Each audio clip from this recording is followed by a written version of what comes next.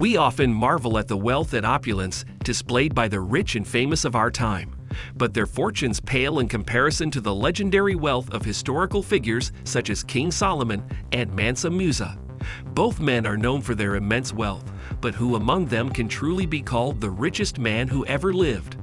Well, let's find out. King Solomon was renowned for his wisdom and wealth, having ruled over Israel nearly 3,000 years ago. It was said that his riches were so great that silver was considered as worthless as stones during his reign. His throne was made of ivory and overlaid with gold, and his kingdom was filled with treasures beyond imagination. On the other hand, Mansa Musa, the king of Mali, was believed to have been the wealthiest man in history, having ruled over West Africa in the 14th century. His kingdom was so abundant with gold that when he went on a pilgrimage to Mecca, he gave out so much gold to the people he met on his journey that it caused a massive inflation that lasted for years. So, who is Mansa Musa, and how did he amass such enormous wealth? Here's all you need to know about one of the world's richest people. Musa was born in 1280, and his name Mansa means sultan in the region's native Mandinka language. He ascended to the throne in 1312. And during his 25-year rule, the Kingdom of Mali expanded significantly to include Senegal, Mali, Burkina Faso, Niger, Guinea, and the Ivory Coast. And how did he become so wealthy? Mansa Musa's kingdom was built on the thriving gold and salt trade in West Africa, and he personally owned all the gold mines in his empire. Mansa Musa, the legendary emperor of Mali's immense West African empire, led one of the greatest caravans to ever cross the Sahara. He traveled to Mecca on a Hajj, a religious pilgrimage, in 1324 with an entourage of 8,000 courtiers, 12,000 servants, 100 camel loads of pure gold, and a long train of goats and sheep for food. It was like a whole city was on the move through the desert. Just imagine how wealthy the richest man is right now. Add a couple $100 billion, and you've probably gotten a good idea of how wealthy Mansa Musa was in the 14th century. Musa was well known for his charity and piety. On each Friday of his travels, he built a mosque. Some historians estimate that his wealth, when adjusted for inflation, would be equivalent to $400 billion today. But he was more than just a wealthy ruler. Because of his kindness, Musa donated so much gold to the needy here while going through Cairo, Egypt's capital, which caused the price of gold to fall throughout the country and the economy to collapse. According to the US-based technology firm Smartasset.com, Mansa Musa's trip resulted in around $1.5 billion in economic losses across the Middle East due to the depreciation of gold. So aside from giving gold to strangers on the street and buying souvenirs, what else did Mansa Musa do with all of the money? Mansa Musa eventually used most of his wealth to build a large number of mosques. History has it that Musa built one mosque every Friday during his reign, the most renowned of which is the Djinguereber Mosque.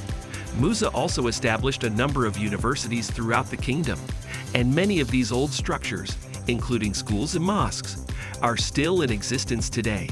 Mansa Musa arrived from Mecca with a number of Islamic scholars, including direct descendants of the Prophet Muhammad and Abu Ishaq-e-Sahili, an Andalusian poet and architect generally recognized with creating the famous Djinguereber Mosque. The king claimed to have given the poet 200 kilograms of gold and is equivalent to $8.2 million in today's money. Mansa Musa also built the renowned Sankore University, which can accommodate up to 25,000 students. Sankore University's library was so large that it was usually compared to the Library of Alexandria.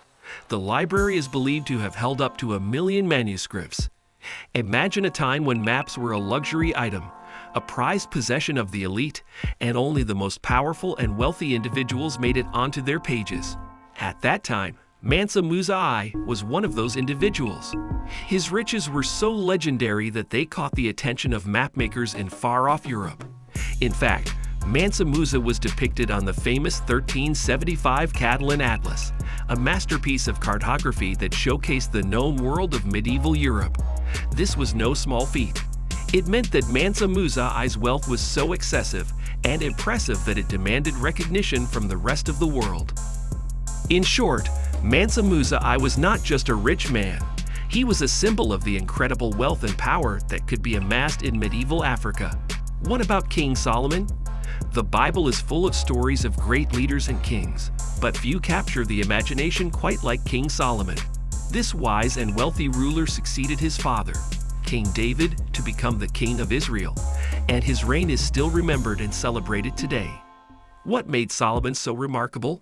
For one thing, he was said to be the wisest man who ever lived, with a mind that could solve any problem and a heart that could see into the souls of others. He was also a builder of unparalleled vision, creating magnificent temples, palaces, and fortresses that still inspire awe today. To build a temple that would house the Ark of the Covenant, King Solomon organized a donation drive that netted 5,000 gold and 10,000 silver talents, or approximately nearly $100 million in today's currency. King Solomon was not just a king, but a king of immense wealth and power. It's hard to fathom just how much gold he received each year, but imagine nearly 25 tons of pure, glittering gold pouring into his treasury on an annual basis. That's enough gold to make any dragon jealous, but it doesn't stop there. The taxes given by traders and merchants added even more to Solomon's already overflowing coffers. And if that wasn't impressive enough, the kings of Arabia and governors of Israelite territories would also bring him silver and gold as tribute. It's almost as if Solomon had the Midas touch. Everything he laid his hands on turned to gold. With so much wealth at his disposal, it's no wonder that King Solomon was able to build the magnificent temple in Jerusalem, which was renowned for its opulence and grandeur. But perhaps most of all, Solomon was known for his wealth. His kingdom was so prosperous that silver was considered as common as stones and gold was as plentiful as grass. It's said that even the Queen of Sheba, herself a wealthy and powerful ruler, was left speechless by the sheer opulence of Solomon's court. When it came to luxury and grandeur, King Solomon spared no expense, and his throne was no exception. In fact, King Solomon's throne was so exceptional that it could only be described as the epitome of opulence. Crafted from the finest materials available, King Solomon's throne was a sight to behold. The seat was made of ivory and overlaid with pure gold, while the back and armrests were adorned with intricate carvings of cherubim and palm trees. And that's not all. The throne was also studded with precious stones, including sapphires, rubies, and emeralds that sparkled and shone in the light. But it wasn't just the throne's appearance that was impressive, it was also its size. According to some accounts, the throne was so large that it required 6 steps to reach the seat. All of his drinking cups were fashioned from pure, glittering gold. Imagine sipping your favorite beverage from a cup fit for a king. During his 40-year reign, he received an annual tribute of 25 tons of gold, a staggering sum that would make him the envy of even the most successful modern-day entrepreneurs. At a value of $2,000 per ounce, 1 ton of gold would be worth a cool $64.3 million. Multiply that by 25 tons per year, and you're looking at an annual income of $1.6 billion. And that's just the tribute paid to him by other rulers. It doesn't even take into account the wealth he amassed through his own business ventures and trading enterprises. So who is the true king of wealth? Well, it has to be King Solomon. According to wealthresult.com, King Solomon's wealth is estimated to be $2.1 trillion. Mansa Musa's $400 billion wealth pales in comparison to this. What do you think though? Let us know down in the comments section.